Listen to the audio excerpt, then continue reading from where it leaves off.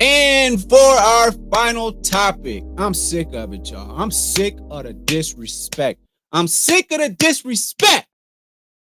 I'm sick of the disrespect that they are giving to Cameron Newton, quarterback that initially played for Florida, played in a junior college and won the national championship in the junior college, then would go on to play at Auburn, won the national championship, won a Heisman, would go on, be the first number one overall pick and go to the Carolina Panthers, would go on to not ever to have a winning season in the NFL. He would go on to have a 15-1 record and go to the Super Bowl. He would go on and be the MVP of the whole league.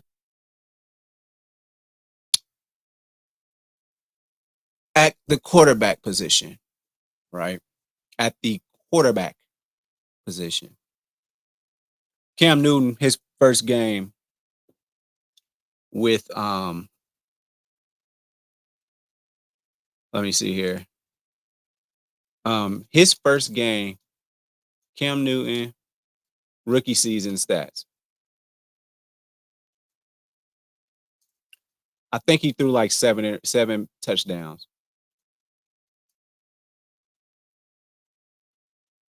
So as a rookie, he finished his rookie season with 4,051 yards passing, 21 touchdowns, and 17 interceptions, along with 706 yards rushing and 14 touchdowns. It's 35 touchdowns to 17 interceptions that he was accounting for.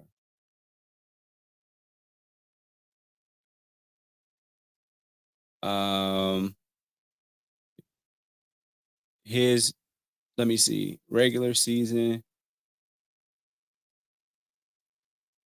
I don't know if I can find it, but I think he threw for like 7 touchdowns on his opening, like 5 or 7, maybe even 5. Shout out to College Park, Georgia.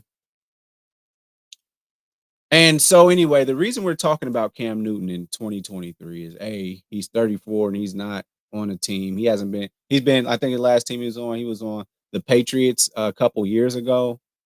I think the year that Mac Jones was quarterback or somebody, they needed a quarterback. And this has been the story on Cam Newton. Cam Newton, the talent is there, arm talent.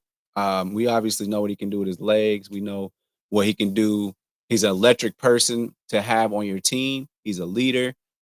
He's somebody you want to fight for, and he's somebody that you play above how you actually play because he makes you do those kind of things. Because let's talk about Cam Newton in his career. In the NFL, he wasn't running around with 1,000-yard receivers. I'm gonna tell you why. It's not because of him. He was throwing dimes they couldn't catch. They couldn't get open. And that's the word that's out on Carolina right now with their new with CJ Stroud. No offensive line. And Cam even went on to say, he said, honestly, man, I was always looking for a way out because I couldn't trust my offensive line to stand there while I threw the ball. But when Cam had time, accurate balls, wasn't running when he wasn't running for his life, Cam can throw. But then when he actually had a pocket around him, there wasn't anybody to throw to. So how are you supposed to work with that? Leading receiver, Ted Ginn, love him to death. He's a speedster, punt return criminal. Should go to the Hall of Fame for punt return and kick return, man. Ted Ginn's a bad boy. If not there, at least he got to be in the College Hall of Fame at some point. Ted Ginn Jr. is a bad boy. But see, I would always put him, when I'm playing Madden, in the slot and send him on streaks because he could run past the linebacker, whoever your nickel or dime corner was about to get ran past, as well as your safety, and I'm just throwing it up. And he's usually winning. And Cam is throwing an accurate deep ball. That's how I would win. Send Ted Ginn on one of his long crossing routes. That's how I would win. Greg Olsen is your tight end. He's your best wide receiver. Not a good look. So, with that being said, I said all his accolades. I said some of the things, some of the weaknesses, which was just couldn't have. They never had receivers. Super Bowl appearance. He was on his podcast and he said that Tua from the Dolphins, Brock Purdy from San Francisco, maybe Jalen Hurts, and Dak Prescott, and probably some other people. He said that they were game managers. And let me explain to you what a game manager is. A game manager is somebody that doesn't lose you games, but they don't win you games either, right? What a game manager does is throw short little safe passes. They go 3 and out. They're not aggressive whatsoever. And a lot of times they throw some of those short routes to great athletes with great speed who make their own plays, not because you threw a ball that led them to where they needed to be. No, you threw a ball where they could catch it, which is quarterback, but it's short. And these athletes, you allow for these playmakers to make plays. Nothing wrong with that. But that's how you end up with your ending stat line being 17 touchdowns for 5 interceptions. That's how you end up with 63% of your passes completed on 500 yards passing. That's how you have 189-yard passing games playing like that. But when you're a quarterback that's out there to win, you're a Peyton Manning, you have 50 touchdowns. You're the reason a lot of nights that your team won. Being a game manager is not a bad thing. It's just not the best thing in the world because there's a risk that comes also. See, when you play too safe, you end up losing games 13-14. You end up losing games 13-17 because you're not aggressive. You're on third down, you're throwing hook routes, you're throwing out routes, you're throwing screen shovel passes and passes and things like that instead of throwing the ball more than 10 yards down the field. You're not being aggressive. You're not running for first downs. Sometimes field generals, some of them they do run for like a quick 5-6 yards if they, get in a little trouble. But they don't do any tuck the ball, and they're not going to be the reason you lose. They're just not going to be the reason that you win. It'll be because Christian McCaffrey is making plays. It'll be because Cheetah is making plays. They're some of the fastest people and skilled runners in the open field in the NFL. You're going to have good yardage because they're yak yards after catch. Dak, I think that he's more than a game manager. He does try and win games. He will try and like get his stats up and try and score touchdowns and things like that. And I think he doesn't exactly have like an elite running back, but he's always had decent wide receivers. Um, Zeke was at his peak at one point when he was younger, when Dak was young in his career. Always had a decent O line, like top 5 O line. But that's what you can do when you can sit in there, and throw the ball and you trust your offensive line. But my problem is that they discredit Cam Newton for talking about quarterback.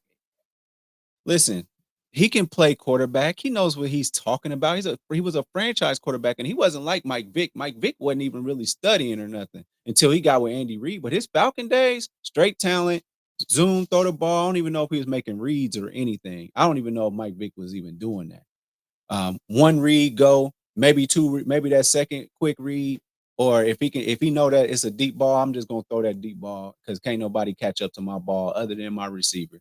Yeah, I'm either overthrowing everybody or my receivers getting to it, but I'm not throwing no pick down deep, y'all, because y'all can't get to it.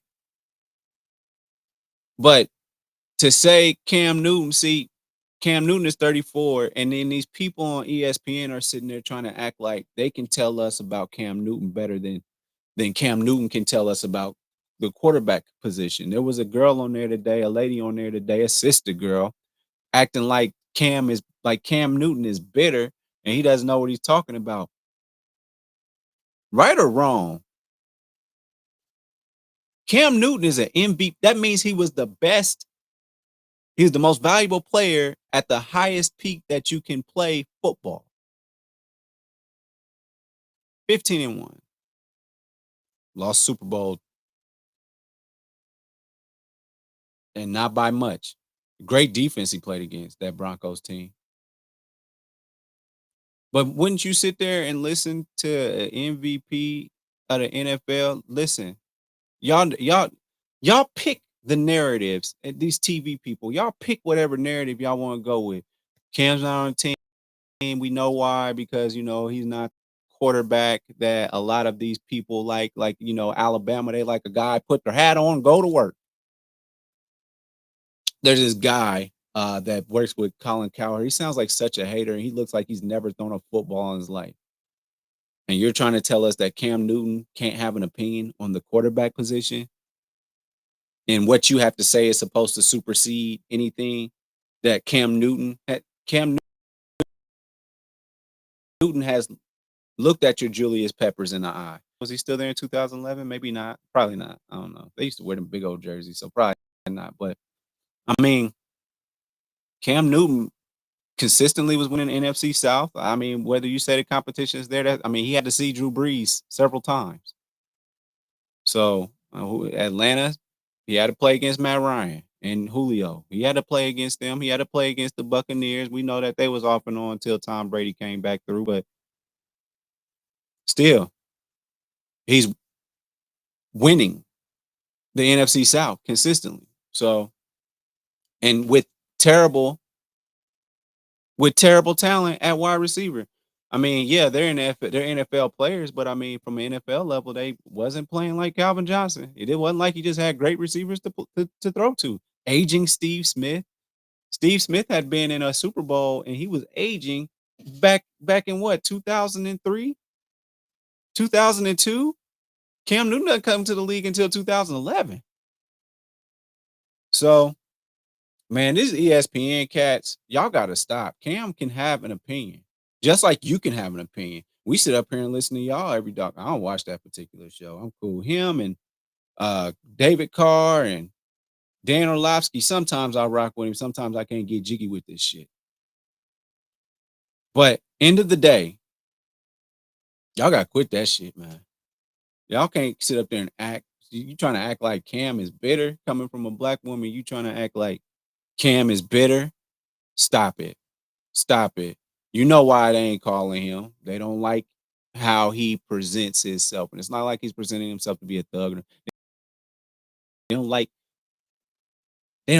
uppity. You know that. They don't like that in the NFL. They want them dudes that like Jalen Hurts. Yes, sir. Yes, sir. We're just going to go out there and try and win. They don't like that Cam will say, man, we got to run the ball, man. We trying to run the ball. I'm doing everything I can. We can't get open. If we can't get open, I don't get a shot. I don't get a chance. I don't get a chance to make the mistake. So that's where I'm at. So anyway. So thank you for tuning in to another episode of Do You Hear Me with Unico Williams. Please make sure that you like and subscribe to the channel. You know the deal. Unico Williams is the channel on YouTube. Please, man, we on the road to 500. I appreciate all the support I've been getting. Appreciate y'all watching the shorts and all that. I appreciate all that. Also, make sure you check out my friends on Overall 99 Media. They'll be, we'll be reviewing things. I have Wonka this week. That's what we'll be reviewing. The next week, we know that we got what we got. Aquaman and some stuff comes out on Christmas, so it's gonna be action packed. The rest of the last part of this beautiful 2023 that was full of a lot of things, but we made it. So if you're watching this, man, thank you for being here. If you're watching this, thank you for being alive. If you're watching this, thank you for not giving up on yourself. And if you're watching this, thank you for not giving up on me. Much love. I holla. Thanks for watching. Make sure you follow me on all my social media platforms. Don't forget, every Thursday, the full podcast is on Apple Podcasts, Google Podcasts, and mama, I'm on Spotify. Overall 99 ENT bring you videos from Friday all the way to Friday. So be sure to like and subscribe to the channel. We appreciate it. Again, thank you so much. I holla.